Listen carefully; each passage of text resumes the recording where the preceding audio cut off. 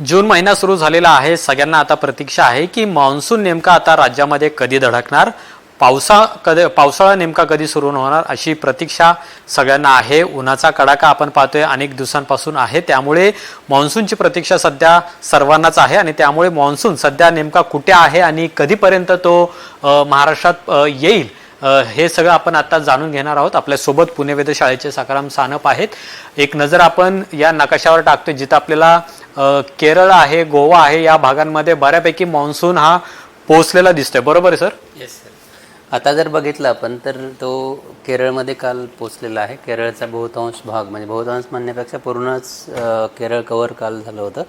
आज जर बघितलं तर कर्नाटकचा पुढचा भाग त्याने कव्हर केलेला आहे. गोव्यापर्यंत तो आलेला आहे. त्याचबरोबर कर्नाटक आणि तामिळनाडूच्या काही भागांमध्ये तो पोचलेला आहे. साधारण मग आपल्या राज्यात कधीपर्यंत, म्हणजे कोकण असेल किंवा मग इकडचा पुणे हा भाग असेल, इथं नेमका कधीपर्यंत येईल मान्सून? तळ कोकणामध्ये येणाऱ्या 2 ते 3 दिवसांमध्ये चान्स आहे. तळ कोकण आणि दक्षिणमध्ये महाराष्ट्रातील काही भागांमध्ये येणाऱ्या 2 ते 3 दिवसांमध्ये मान्सून दाखल होण्याचे चान्सेस आहेत आणि त्यानंतर त्याचं कंडिशन्स कशा असतील त्यावर ठरवलं जाईल. साधारण तारीख कधी असू शकते जो आपल्या महाराष्ट्रामध्ये मान्सून येईल? तळ कोकण म्हणजे महाराष्ट्राचाच भाग आला तर येणाऱ्या 2 ते 3 दिवसांमध्ये तळ कोकणामध्ये येईल, पण तारीख एक्झॅक्टली सांगता येत म्हणून आपण 2 ते 3 दिवस असं म्हटलेलं आहे. सर, यंदाचा मान्सून आपण पाहतोय की तो उशिरा आहे का तो वेळेच्या आधी येतोय? काय नेमकं तुमचं निष्कर्ष आहे? केरळमध्ये तो 3 ते 4 दिवस लेट आलेला आहे आणि पुढचा जो प्रदेश आहे तिकडे नक्कीच तो वेळेमध्येच येत आहे किंवा 1-2 दिवस आधी असं म्हटलं तरी चालेल. मान्सून आल्यानंतर सुरुवातीला नेमकी काय परिस्थिती राहील? अतिवृष्टी होऊ शकते का मुसळधार पाऊस होऊ शकतो?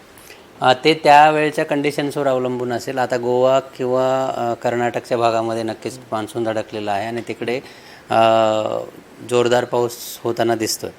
आता तळ कोकणामध्ये ज्यावेळी पोहोचेल तिकडेसुद्धा तशीच परिस्थिती राहील आणि मान्सूनचे जे वारे आहेत ते सेट झालेले आपल्याला दिसून येत आहेत ऑलरेडी आणि त्या भागामध्ये जास्त पाऊस होताना आपल्याला दिसेल. पण तो कोकण किनारपट्टी किंवा घाटमाथ्यावर नक्कीच पाऊस पडतो, परंतु प्लेन एरियाज आहे जसं आतमधला जो मध्य महाराष्ट्र किंवा मराठवाडा आहे तिकडे नक्कीच आपल्याला पाऊस थोडासा कमी दिसेल. शेतकऱ्यांनी पेरणीबाबत काय काळजी घ्यावी किंवा मग तुम्ही काय आवाहन कराल त्यांना? त्यासाठी माझ्या मते कृषी विभागाकडनं ज्या काही ॲडवायझरी दिल्या जातात किंवा गव्हर्नमेंटकडनं काही सूचना दिल्या जातात त्याच्याकडे लक्ष देणं गरजेचं आहे.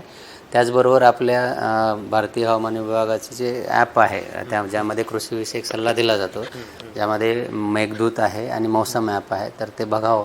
त्यामध्ये तुमच्या जिल्ह्यानुसार कोणत्या पिकासाठी काय काळजी घेणं गरजेचं आहे किंवा पेरणीविषयीसुद्धा माहिती त्यामध्ये दिलेली असते, तर ते बघू शकतात शेतकरी. साधारण आठवडाभरामध्ये कोणत्या भागामध्ये जास्त पाऊस होऊ शकतो असा एक अंदाज आहे?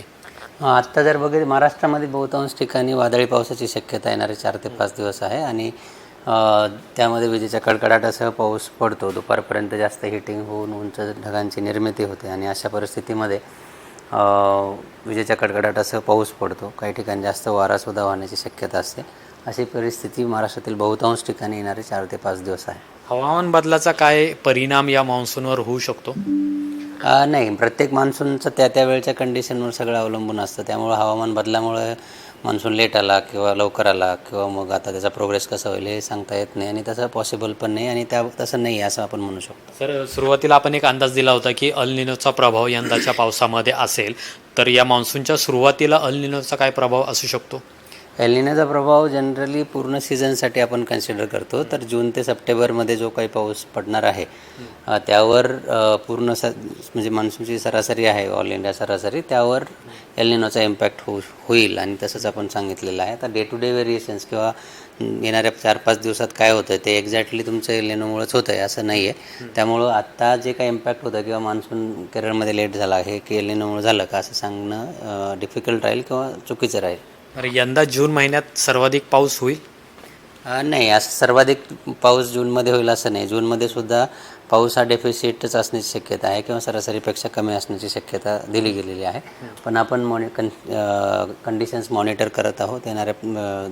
दररोज येणाऱ्या 5 दिवसांसाठीचा फोरकास्ट कसा राहील हे सांगतो आहे आणि त्यामधून आपल्याला अपडेट्स मिळतील. खूप खूप धन्यवाद सर आमच्याशी बोलल्याबद्दल. तर साधारण 2 ते 3 दिवसांमध्ये तळ कोकणामध्ये मान्सून आहे तर पोहोचेल असं हवामान विभागाचं म्हणणं आहे. सध्या कर्नाटक गोवा या भागामध्ये संपूर्णपणे मान्सूनचं आगमन झालेलं आहे आणि आता प्रतीक्षा आहे ती राज्यामध्ये नेमका मान्सून कधी येणार आहे. त्यानुसार पुढील 2 ते 3 दिवसांमध्ये महाराष्ट्रामध्ये मान्सूनचं आगमन होणार आहे आणि त्यामुळे शेतकऱ्यांनी सुद्धा विशेष खबरदारी घ्यावी असं सुद्धा आवाहन हवामान विभागाकडून करण्यात आलेलं आहे.